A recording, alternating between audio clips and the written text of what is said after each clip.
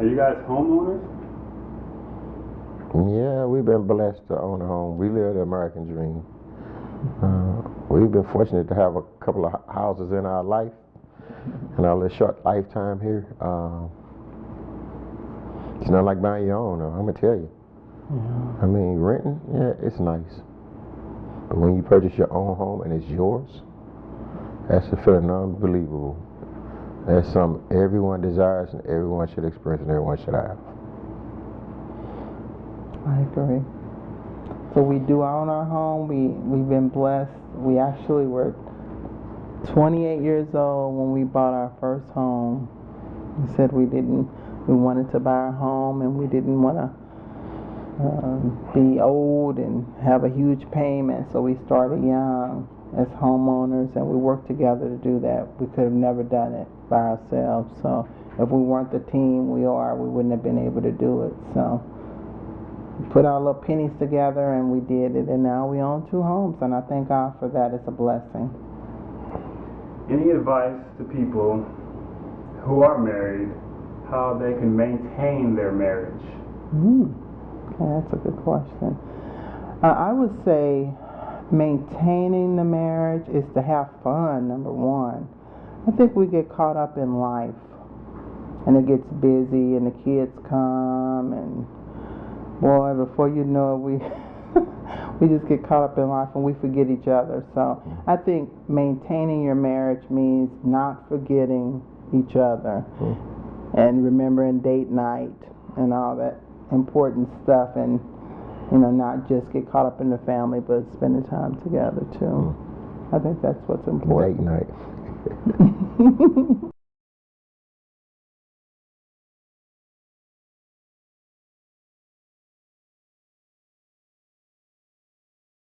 My favorite thing about being a drill instructor is the unique opportunity you have of getting young men from all around the United States, from the different states, different nationalities, different ethnic groups. They come to you on the depot to boot camp. From there, you strip those layers away. You get rid of the I syndrome. You teach them to become part of a team and function and work as a member of a team. You strengthen their deficiencies by encouragement. You build them up, and you teach them the overall team concept. There's no feeling more fulfilling than being a drill instructor and working with those pros and those recruits, because as they learn from you each day, you also learn from them each day, and that's the fun part, just to watch their maturity and their growth process from day one to the end result on graduation day. And from there, watching them grow throughout their careers and become better Marines, better leaders, and contribute to a solid team. And that's the United States Marine Corps. Do you have any comments about racism? Yes, I do. Racism. Racism is a nasty word. Everybody have their prejudices about certain things. You got your preconceptions on how you think of things. But racism is the word that I think we ultimately need to erase in society. No one's better than no one else. We all want the same things ultimately. We want better for ourselves, our children, and our loved ones.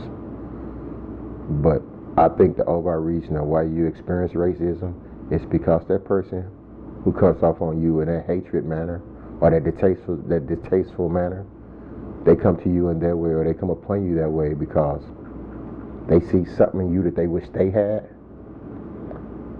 that they don't like, and they're envious, and ultimately they're jealous. Or maybe they think you had it better than them, or you have it better than they do. Well, maybe you do. Maybe you've earned that. But at no time should you ever disrespect a person or treat them less than you.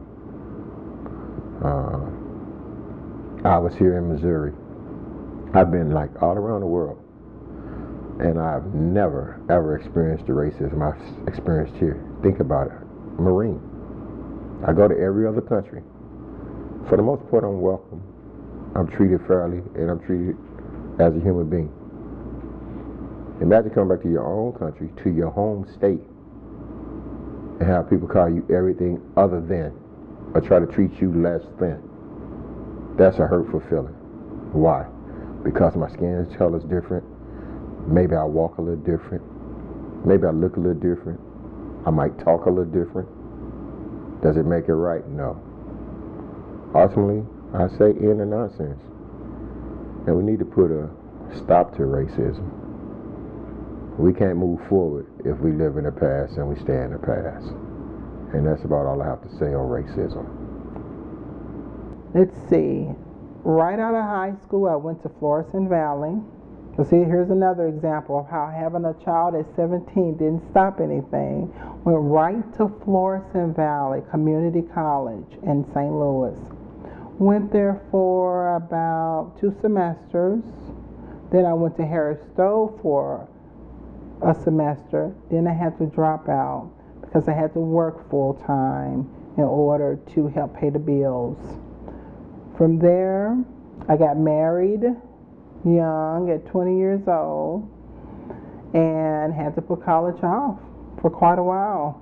Could not go back to college. We married in 1985, did not go back to college to 1999 to pursue my associate's degree. What school did you go to receive your associates? That was in Hawaii when we were stationed in Hawaii, and I went to Windward Community College. I remember it like it was yesterday. I was so proud. I had never been so proud to walk back in that school because I always knew that education was the key for blacks. I knew that. My mother constantly told me that. And this goes back to what I said from the beginning. My parents weren't able to get that education. So education was so important to them. And she would tell me every day, education is the key. You have to get your high school diploma. You have to go to college if you can. What school did you go to receive your bachelor's degree? I went to University of California, Riverside to get my bachelor's degree, transferred from Hawaii back to California. Then from there I got my psychology degree. It was a Bachelor's of Arts in Psychology from University of Riverside. And what happened after that? After that, I went to, after that, I wouldn't stop.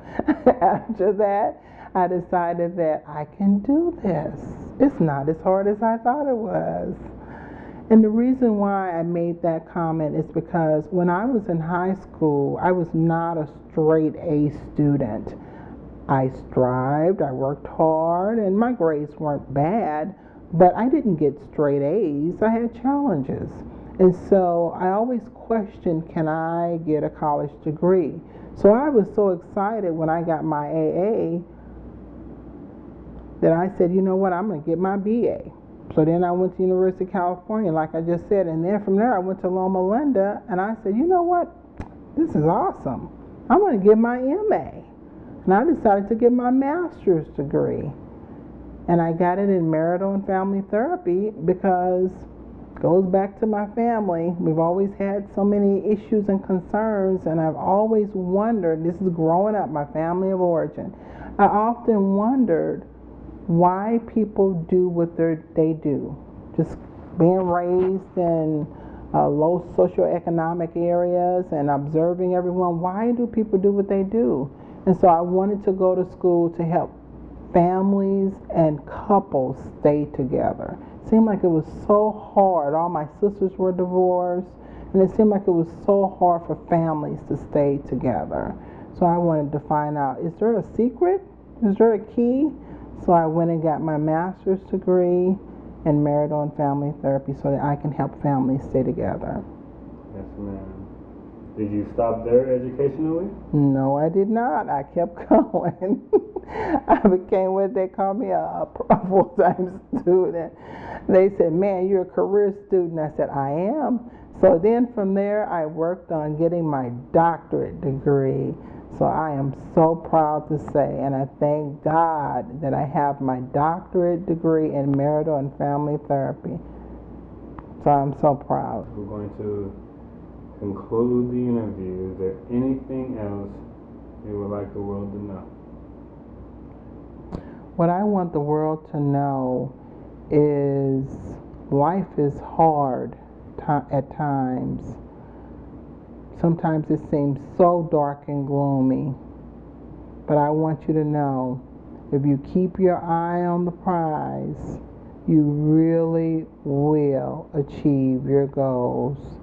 So hang in there, do whatever it takes, but keep your eye on the prize. Good luck.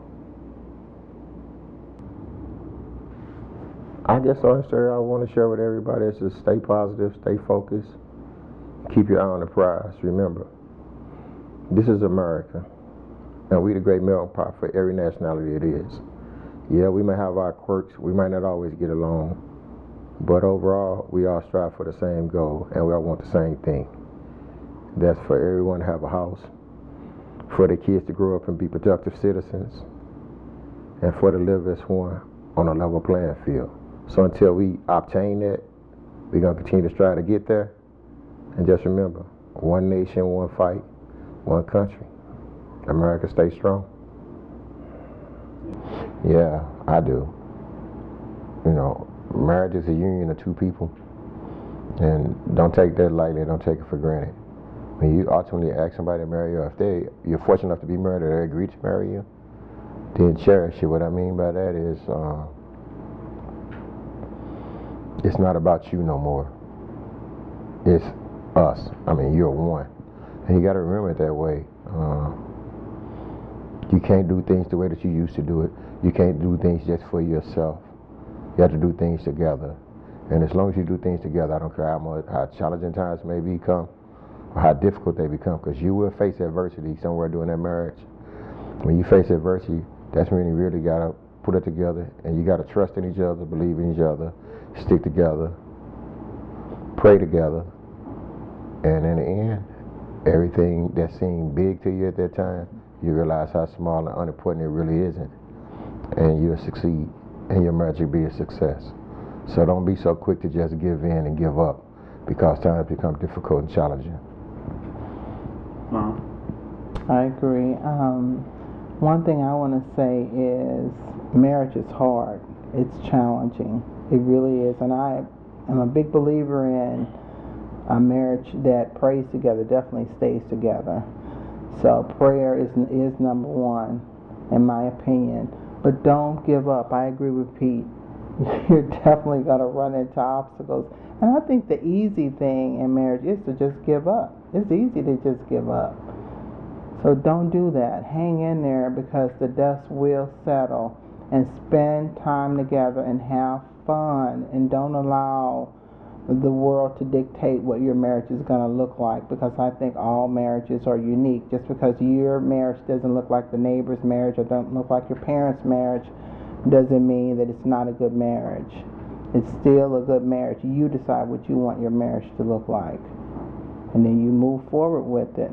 But communication is number one. You must talk about things. If you don't talk, then it won't be resolved. So hang in there, and you will definitely make it through. If we can make it through the obstacles we've had in our marriage, anybody can. That's it.